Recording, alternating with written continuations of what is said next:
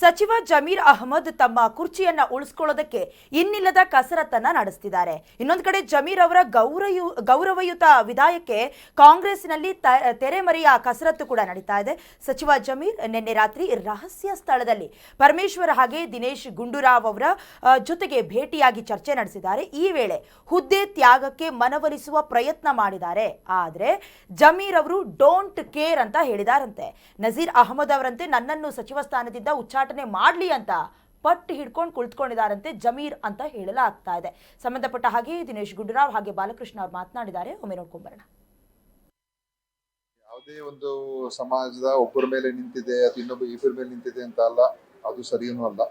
ಮತ್ತು ಕಾಂಗ್ರೆಸ್ ಪಕ್ಷದಲ್ಲಿ ಎಲ್ಲಾ ಸಮಾಜಕ್ಕೂ ನಾವು ಸೇರಿಸ್ಕೊಂಡು ಹೋಗುವಂಥದ್ದು ಇದೆ ಹೊರತು ಯಾರನ್ನು ಕೂಡ ಓಲೈಸಬೇಕು ಅಂತಲೂ ಕೂಡ ಇಲ್ಲ. ಜಮೀರ್ ಅಹಮದ್ ಅವರು ಒಬ್ಬ ಒಳ್ಳೆ ನಾಯಕರು. ಅವರು ಇವತ್ತು ನಮ್ಮ ಸರ್ಕಾರದ ಸಚಿವರಾಗಿದ್ದಾರೆ ಮತ್ತು ಅವರದೇ ಆದಂಥ ರೀತಿಯಾಗಿ ಅನೇಕ ಅವರು ಕೆಲಸ ಕಾರ್ಯಗಳು ಮಾಡ್ಕೊಂಡು ಬಂದಿದ್ದಾರೆ. ಅದರಿಂದ ಅವರ ಮುಖಂಡತ್ವದ ಬಗ್ಗೆ ನಾನು ಇನ್ನೇನು ಹೇಳಕ್ ಹೋಗಲ್ಲ. ಒಬ್ಬ ಜನಪ್ರಿಯ ನಾಯಕರಿದ್ದಾರೆ. ಅದು ಈ ವಿಚಾರ ಏನೇ ಇದ್ರು ಕೂಡ ಇದು ಚುನಾವಣೆಯಲ್ಲಿ ಆದಂತ ಒಂದು ವಿಷಯ, ದಾವಣಗೆರೆ ಚುನಾವಣೆ ಆದಂತ ವಿಷಯ. ಅದರಲ್ಲಿ ಏನು ಹೊರಗೆ ಬಂದಿರುವಂತದ್ರ ಬಗ್ಗೆ ಈಗಾಗಲೇ ಪಕ್ಷದ ಒಂದು ಚೌಕಟ್ಟಿನಲ್ಲಿದೆ. ಅದು ಪಕ್ಷದ ನಮ್ಮ ವರಿಷ್ಠ ತೀರ್ಮಾನ ಮಾಡ್ತಾರೆ ಮುಂದೆ ಏನೇನ್ ಮಾಡ್ಬೇಕು ಅಂತ. ಯಾಕಂದ್ರೆ ಚುನಾವಣೆಗಳಲ್ಲಿ ಆರೋಪ ಪ್ರತ್ಯಾರೋಪಗಳು ಮಾಡುವಂಥದ್ದು ಅನೇಕ ಬಾರಿ ಇರ್ತದೆ. ಅದು ಕೇವಲ ಈ ಚುನಾವಣೆಗಲ್ಲ, ಬೇರೆ ಬೇರೆ ಚುನಾವಣೆಗಳು ಕೂಡ ಆಗಿರ್ತದೆ, ಬೇರೆ ಬೇರೆ ಎಲ್ಲ ಪಕ್ಷಗಳು ಕೂಡ ಆಗಿರ್ತದೆ.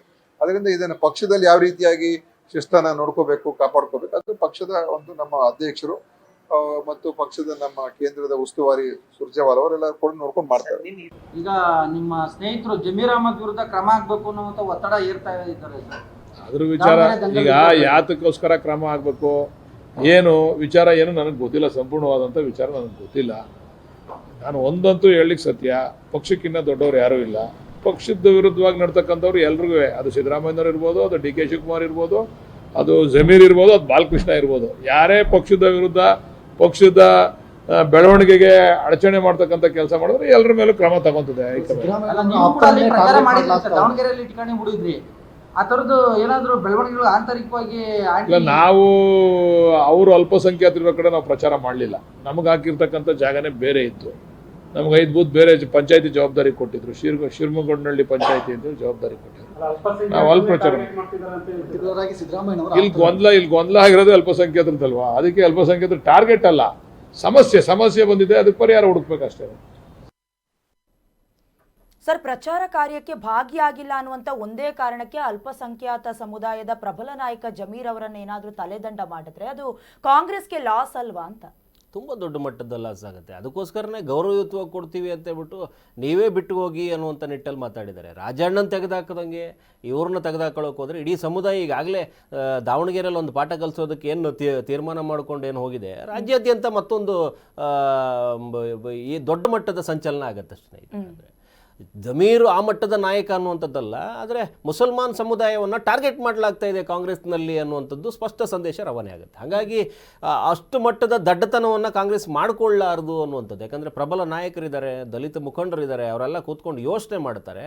ಇದು ಒಂದು ಅಲ್ಪಸಂಖ್ಯಾತ ಘಟಕದ ಪ್ರಬಲ ನಾಯಕ. ಈಗ ಕೆಲವರು ರೋಷನ್ ಬೇಗ್ ಅಂತವ್ರಲ್ಲ ಹಿನ್ನೆಲೆಗೆ ಸರಿದಾಗ ಯಾರು ಅಂತ ಬಂದಾಗ ಜಮೀರ್ ಬಂದು ನಿಂತ್ಕೊಂಡಿರುವಂಥದ್ದು. ಇವತ್ತು ರಿಜ್ವಾನ್ ಅರ್ಷದ್ ಅಂತವ್ರನ್ನ ನಂಬ್ಕೊಂಡು ಪೂರ್ತಿ ಪ್ರಮಾಣದಲ್ಲಿ ಏನೋ ಮಾಡಬಿಟ್ಟು ಹಂಗಂತ ಅವ್ರನ್ನು ಬದಿ ಸರಿಸಂಗಿಲ್ಲ. ಜಮೀರ್ ಅಹಮದ್ ಇವ್ರನ್ನೆಲ್ಲ ಬಿಟ್ಟು ಜಮೀರ್ ಅಹಮದ್ ತಲೆದಂಡ ತಗೊಳ್ತೀವಿ ಅನ್ನುವಂಥದ್ದಾದ್ರೆ ಈ ನಜೀರ್ ಅಹಮದ್ ಇನ್ನೊಬ್ರು ಮತ್ತೊಬ್ರು ಇವರೆಲ್ಲ ಹೋದ ತಕ್ಷಣಕ್ಕೆ ಏನೋ ಒಂದು ಆಗುತ್ತೆ, ಅವೆಲ್ಲ ಸುಳ್ಳು. ದಾವಣಗೆರೆಯಲ್ಲಿ ಹೊಡೆತ ಬೀಳುತ್ತೆ.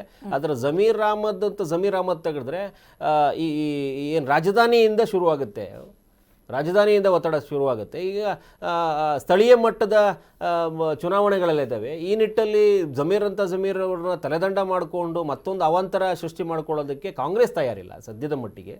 ಕಾಂಗ್ರೆಸ್ಗೆ ಸದ್ಯಕ್ಕೆ ಆ ಬಲನೂ ಇಲ್ಲ. ಈಗ ಇವ್ರ ಗೊಂದಲಗಳೇ ಸುಮಾರು ಇದ್ದಾವೆ. ಆ ನಿಟ್ಟಲ್ಲಿ ಜಮೀರ್ಗೆ ಪ್ರಯತ್ನ ಮಾಡ್ತಾ ಇದ್ದಾರೆ. ಸಚಿವರು ಹೋಗಿ ಭೇಟಿ ಆಗ್ಬೋದು, ಬೇರೆ ಬೇರೆ ವಿಚಾರಗಳಿರ್ಬೋದು, ಇವರು ಹೋಗಿ ಬಿಡಿ ಅಂತಲೂ ಹೇಳ್ತಾ ಇರ್ಬೋದು.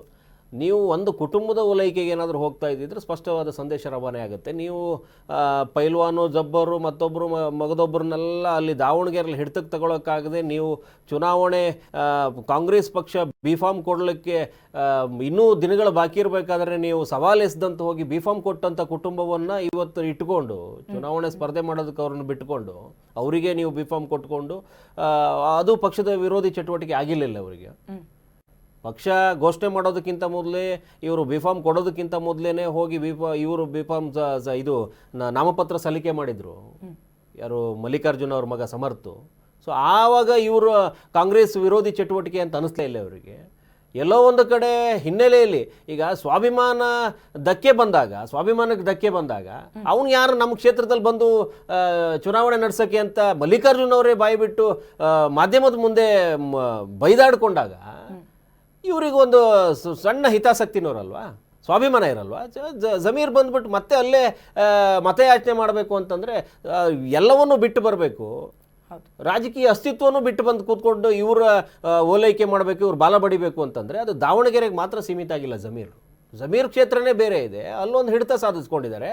ಮತ್ತೊಂದಷ್ಟು ಪ್ರಬಲ ಮುಖಂಡರನ್ನ ಸಂಭಾಳಿಸ್ಕೊಂಡು ಹೋಗ್ತಿರುವಂಥ ವ್ಯಕ್ತಿ, ಮತ್ತು ಒಂದಷ್ಟು ಹಣದ ಮೂಲಕ ಯಾರನ್ನು ಬೇಕಾದ್ರೂ ಕೊಂಡ್ಕೋತೀನಿ ಅನ್ನುವಂಥ ನಿಟ್ಟಲ್ಲಿರುವ ಜಮೀರನ್ನ ಇವರು ದಾವಣಗೆರೆ ಸೀಮಿತ ಆಗಿರೋ ಕುಟುಂಬನ ತಗೊಂಬಂದ್ಬಿಟ್ಟು ಪಕ್ಷದ ಹಿತಾಸಕ್ತಿನ ಬಲಿ ಕೊಡ್ತೀವಿ ಅಂತಂದರೆ ಕಾಂಗ್ರೆಸ್ ಮಾಡಿಕೊಳ್ಳುವಂಥ ಮುಟ್ಟಾಳತನದಲ್ಲಿ ಇದು ಒಂದಾಗುತ್ತೆ ಅಷ್ಟೇ. ಸರ್, ಇನ್ ಕೇಸ್ ಏನಾದರೂ ಅವ್ರನ್ನ ಪಕ್ಷದಿಂದ ತೆಗೆದಾಕದಂಥ ಪಕ್ಷದಲ್ಲಿ ಮತ್ತೆ JDS ಸೇರ್ತಾರಾ ಅಂತ ಒಂದು ಪ್ರಶ್ನೆ.